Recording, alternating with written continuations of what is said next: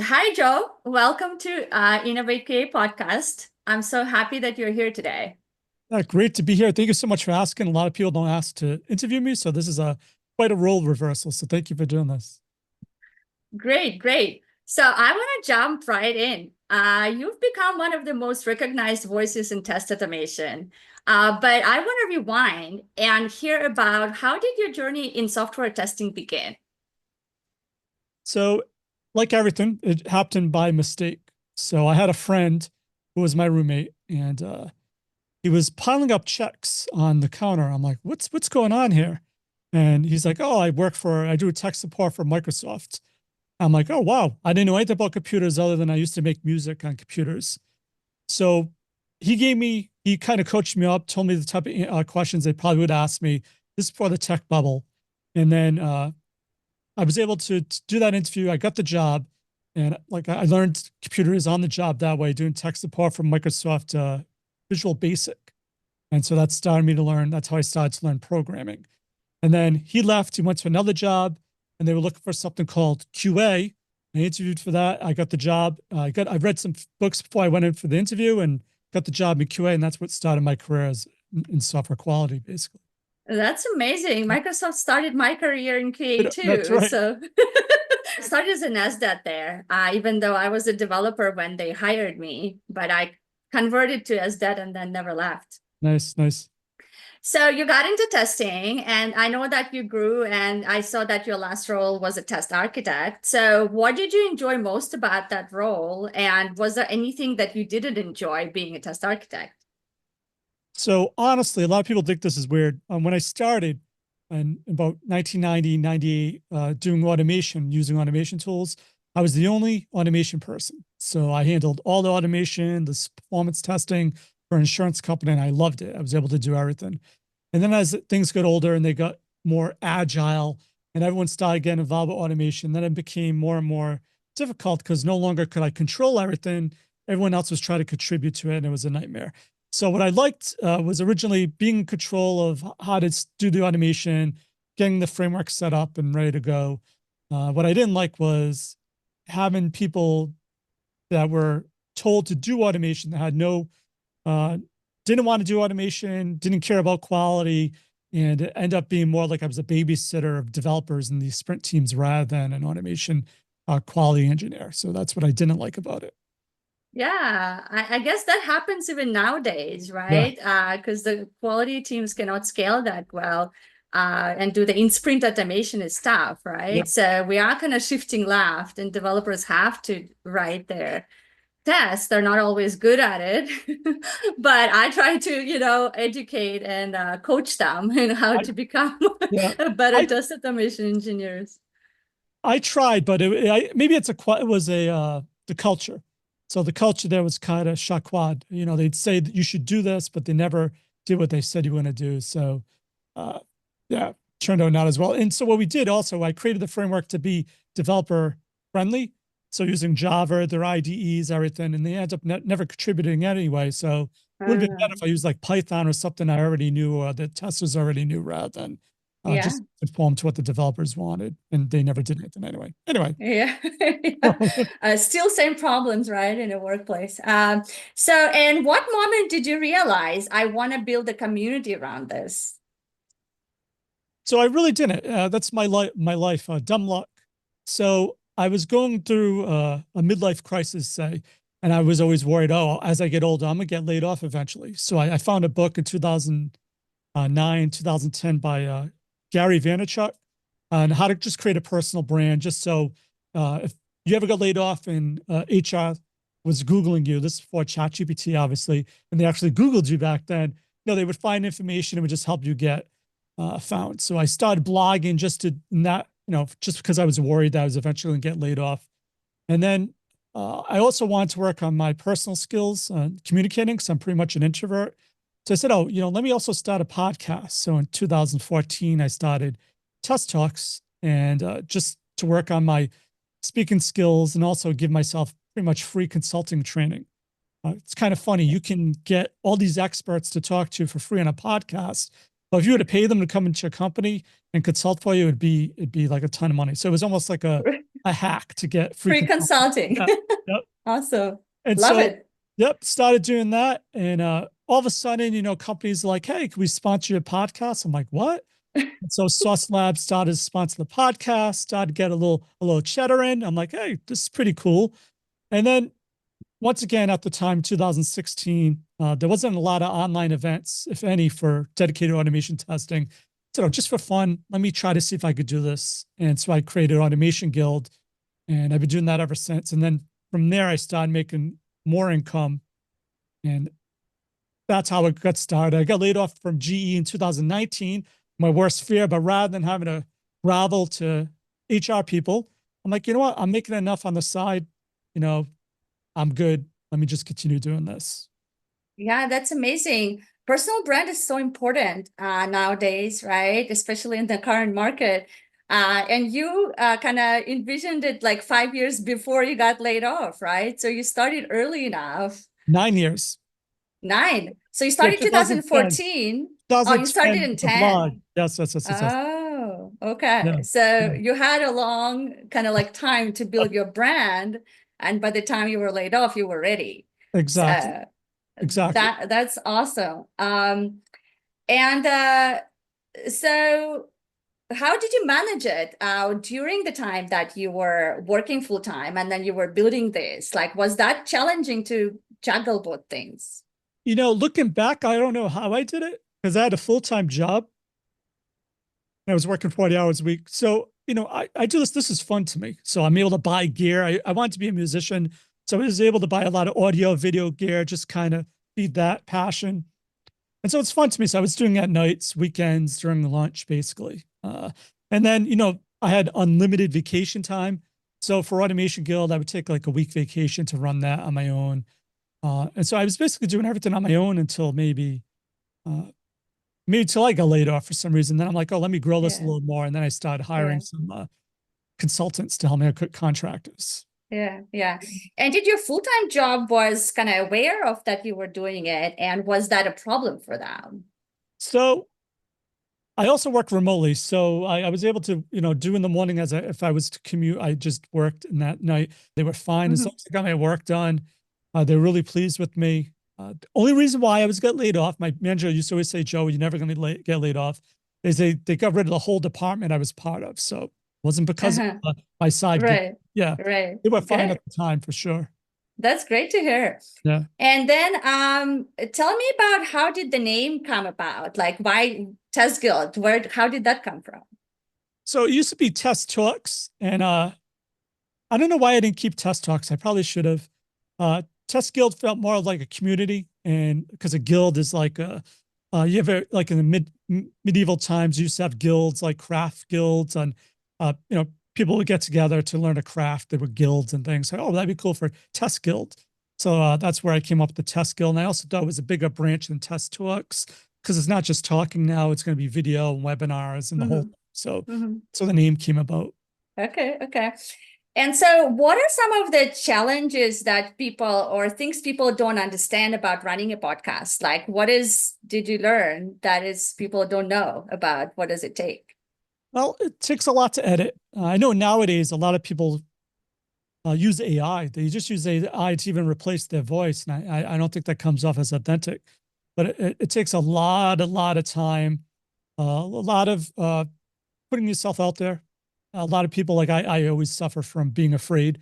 Even now, I've done over 700 interviews. I'm always afraid before each interview. So really kind of pushing yourself to just do it and get it out there and editing it and all that. So that's probably the hardest thing.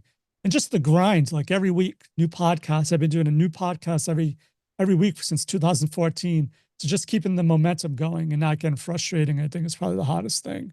And realizing, I was just doing it for me. So even the numbers on this is so niche, it's not huge, but because I like it, uh, uh, you know, go into it not thinking you're going to make money or be but just go into thinking, hey, you're going to make a lot of connections. I think a lot of people miss out on the concept of, even if you have a smaller audience, you never know who you're reaching and all the different type of opportunities and connections that open up to you by putting yourself out there. So I don't know if that answered the That question, is but so that's just true. random That is training. so true. You do have 450,000 followers on YouTube, right? So that's quite a Yeah, big followership. Yeah. YouTube's a little different though. Um, I think lately the model has changed where it doesn't, so it's even better for people starting now, where when I started, it mattered that people following you.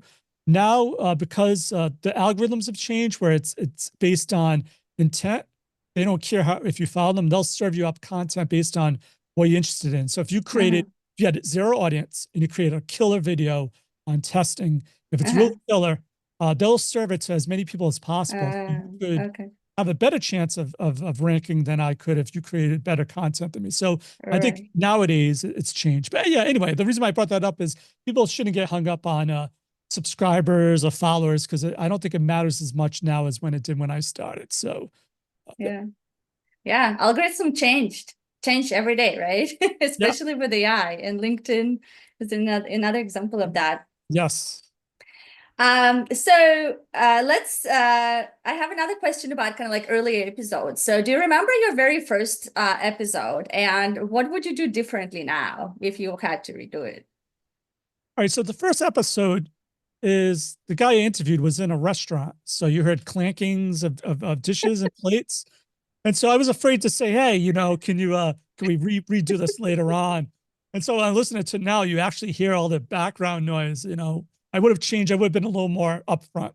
I'm always scared to offend people, but I would say, hey, look, for the audio quality, the best audio video quality, can we reschedule this in a time when it makes more sense? Yeah. So why did you decide to do this in the restaurant? Exactly, for sure.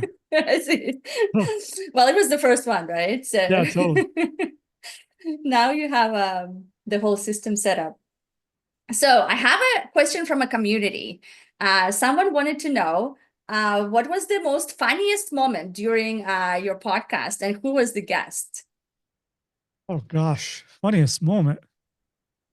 Hmm. Well, I guess the funniest moment, and I don't actually remember the guest, was I was doing a webinar, not a podcast, and they had a fire drill during the Mm. webinar. So in the webinar, in the video, you see people rushing out, you hear the siren. I don't know what's going on. I don't know if it's real, if they're on fire. So that probably be the funniest or the most memorable event that happened during a recording. For sure, for Yeah. sure. Did you keep the video of where people were running out, or No, did I you cut didn't it keep the out? video. I should have. I have to look. I must have recorded it. Uh, That's a good point. I oh, it probably was a webinar. somewhere. Okay. Right. So it was a live. Okay, yeah. Great. Well, let's switch gears a little bit and talk about the, quality practices, quality strategy. So what do you think teams are still getting wrong about the test automation quality strategy in our times? So once again, I think they treat it as a silver bullet. Even though I love automation, that's my niche. I assume people already have software testing background when they come to the guild and they understand how to use tools responsibly. And it's up to them to decide which tool is best for them, not for me telling them what tool to use. So I think a lot of companies still think it's a silver bullet, or they just think, hey, they hear Playwright. Oh, so everyone's going to use Playwright without even knowing what Playwright is over another tool without trying it. So I think a lot of companies just use what another company is using without doing a true proof of concept on tooling.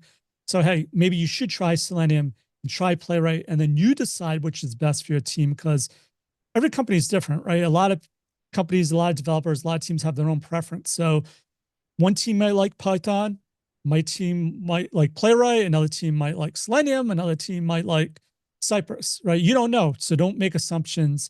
Do like a proof of concept 2 week with your full team with the tool and say, hey, do you like it? If not, try another tool. So I think a lot of people miss out on doing proof Mm-hmm. of concepts and using the right tool for them rather than just using what someone Mm-hmm. is telling them is the new whiz bang, greatest tool out there, basically. So don't follow the trends. Yep, Figure out what might work for you, exactly. um, and do a POC before you commit to something.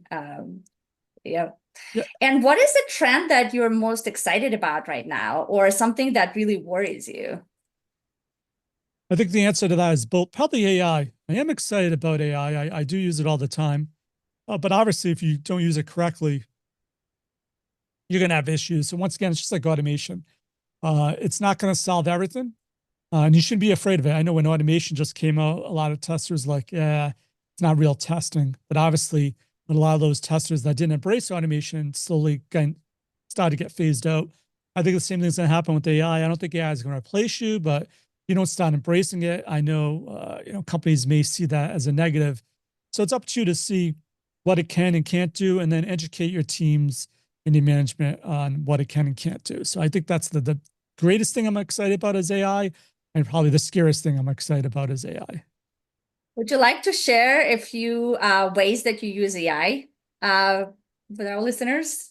So I'll be honest, I haven't been hands-on in automation for what, 5, 6 years now. So a lot of the application I use for AI is either for myself personally or for my business. Yeah, So that's totally fine. right. That's, So that's I don't exciting too. I don't know if I told you this already. I do really dumb things. I'll take pictures. Like if I go to a Spanish restaurant or a Brazilian restaurant, they have a menu of foods I may not be familiar with. I'll take a picture and I'll give it to ChatGPT and say, hey, translate this. And then I'll be able to know what I would ask them. Hey, what is this? What to order?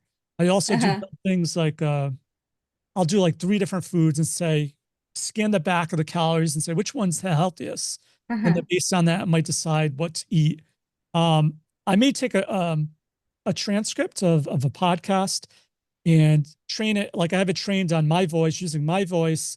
Can you summarize this, or can you help me Mm. write a post on this? And then I'll go in and I'll edit it. So it's not doing everything for me. It's doing some of the scaffolding maybe, and then I'm going in and giving it my own voice and Yeah. modifying it. But It, things like that. I think a lot of people are turned off by that, but I think if you use it correctly, not to do everything, but just maybe to get you to 20% or 80% yeah. there, and then you add Yeah. the human touch to it, I think is just as good. Also, I use it. A lot of people send me like agreements, like these big companies will send me pages and pages of lawyer agreements. I'm like, I don't have a lawyer. I can't afford a lawyer. And this is funny. I actually did hire a lawyer because one of them was really outrageous. So I put it through ChatGPT for us and say, hey, analyze this agreement, and then bubble up any red flags you might see. And then I met with the lawyer and I had them look at the same agreement. And I swear they came up with the same exact red flags that ChatGPT did. So did I take ChatGPT as face value? No. I got an expert opinion. Hmm. This informed me that I knew when I talked to the lawyer, I would have something to talk about, be somewhat educated on what to talk about. It's the same thing with automation. You can use it the same exact way. Hey, analyze this code if you're starting a new job. Tell me what it's doing. Get me more familiar with the code base. And then once you do that, talk to the developer. Say, hey, I looked through it. This is how I understand it. Where am I wrong? So using it almost as an assistant, basically. Yeah. Yeah. It's an assistant. I agree with that, right? It's not going to replace your work or your job, but it's a great help. I have to admit, I also use it for reading the agreements Yes. and recommending me how to update them, if I have to sign something. And sometimes it's like, oh, like it doesn't give a lot of suggestions. I'm like, oh, good job, Yeah. whatever Yeah. legal team created it. Yep. Um, so lawyers have to be definitely careful about their job safety. Yeah. That gives me an idea. Maybe we should read the terms, of the agreement every time we sign up for an account. They give you like these Yes. terms which Right. Yep. no one reads, Yep. Yep. right? Yep. Like there should be a plugin, like summarize this for me. What am I signing? We should start a business and do that. Yeah, Oh, there that's a great idea. I'm going to write that you down. You heard it here go. first. Yep. All right. So I have a little bit of a controversial question for you that a lot of times shows up in LinkedIn, and then there are kind of like two sides to the story. So I'm curious what you think about it. So non-technical testers are as valuable as technical testers. Have you heard about that? So yes or no, and why? So I guess, this is just a pet peeve of mine, and this probably get me in trouble. I can't stand when people change terminology or words. So a lot of people say there's no such thing as automation. There's no such thing as manual testing. And then if you went to a job interview, that you'd be like, so what do you do? Do you do manual testing? There's no such thing as manual testing. Do it. Like it doesn't make sense because obviously if you're saying a word, people know it. So the reason why I bring that up is people are going to say there's no such thing as technical and non-technical. So to get that out there, regardless of how you see that, I'm not sure what people mean by that. I guess it's the best of both worlds. So if you have someone that's non-technical, I assume they know, the application inside and out. they know everything about it. And I would think Right. that's kind of technical, but I guess people would consider that non-technical. And technical, I would think people that are able to code and people able to maybe create automated tests. I think they're both Yes. valuable. They're both needed. And strange enough, I think it's almost so when I started my career, being non-technical probably had more weight than being technical. I don't know if that makes sense. Because then when Selenium came out, people were like, oh no, we're all developers. We need to learn how to code.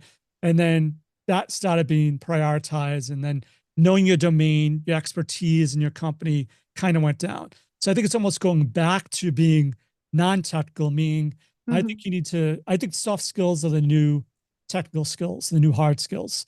So I think they're both important. So I don't know Okay. if it makes sense. I'm trying to kind of talking around the issue. You need both No, because you need you to. answered it. Right? You answered it. You think they're equally, your opinion is that they're equally important, Yeah, absolutely, right? And we 100%. should keep both. Okay. Yes. Got it. All right. So I have a few rapid fire questions for you, and then we'll move to wrapping this up. And before that, I want to officially invite you to the Innovate Create conference on June 5, if you are not booked yet. So I just want to throw it out there for you. All right, rapid fire questions from the community. Where do you get your cool glasses from? Oh gosh, these frames I must have got. I have to look. 10 years, 12 years ago, I got them Blink, a company called Blink in Rhode Island, and I always gravitated. My wife laughs at me at the most expensive frames in an eyeglass place. And I finally found these, fell in love with them. So every year when I go to the doctor, they just replace the lenses, so the frames stay the same. So it's a place in Rhode Island. Awesome. Um, and this is my question I always wanted to know. Where does your cool last name come from? It's Italian, so Southern Italy, peasants, bunch of peasants in Calabria. Okay, is that your family? You're not the first immigrant, right? No, no, my grandparents, all my grandparents are from Yeah. Italy. Yeah. And you love Italian food, right? I love Italian food, 100%. Awesome. All right, favorite test tool right now? I like, I know it's cliche. I really like Playwright. Awesome. It's fun. Me too. Um, let's see, first job ever. Ever? Whatever you want to share. So I used to work under the table when I was like 13 as a dishwasher. Someone Ah, was a waitress and she used to drive me and I used to just wash dishes. So that was my ah. first official job. I did all kinds of crummy jobs until I was really older and was able to get this computer gig. And always interesting to hear where people come from and then how they, now you're the famous podcaster. Yeah. Okay, podcast or book you recommend to every engineer or creator? A podcast or book. All right, so I just picked this up. I pick books all, as you can tell, I'm a bibliomaniac. I pick books all the time. This is a random book I picked up. It's called Stop Asking Questions: How to Lead High Impact Interviews and Learn Anything from Anyone by Andrew Warner. So I highly Ooh, recommend this book. I love that. I have to pick that up. Another book I would recommend is my book, Automation Awesomeness: 260 Actionable Affirmations to Improve Your QA and Your Automation Testing Skills. The reason why I bring it up is I actually interview, I have people I interview that the top comment on how they can succeed with testing or automation. And then it's kind of like a journal you can go through every day. And after a year, you could achieve hopefully automation awesomeness based on the advice of 260 awesome experts I've interviewed over the years. I love that. I didn't even know you have a book. You need to market your book better I on know, and no one, LinkedIn. I don't know why. I thought I did. I feel so cheesy sometimes. Always going to see Joe Colantonio here, but like, yeah, it's something a lot of people don't know about, but it's available on Amazon. So definitely check it out. Awesome. Awesome. Thank you. All right. That ends my rapid fire questions. And I just want to ask you, what's next for you in TestGuild? What's exciting stuff that is coming up? Oh, we're just trying to redesign the website to make it a little more community friendly. So right now we have a community, but it's in a separate app that a lot of people aren't happy with. So working on making the website more responsive, some custom backend designs to incorporate everything. So when someone registers for a webinar, when they log in, they'll have access to all their content all in one place. So give it more of a community rather than just like a web page. So working on that, working on already starting to plan Automation Guild, the 10th annual one that's happening in 2026. Just constantly working with trying to find and create content that gives people value for sure. I love it. I love it. You are an inspiration to a lot of people, and thank you for sharing your journey with us. And good luck with the Test Guild. Thank you so much for having me. Really appreciate it.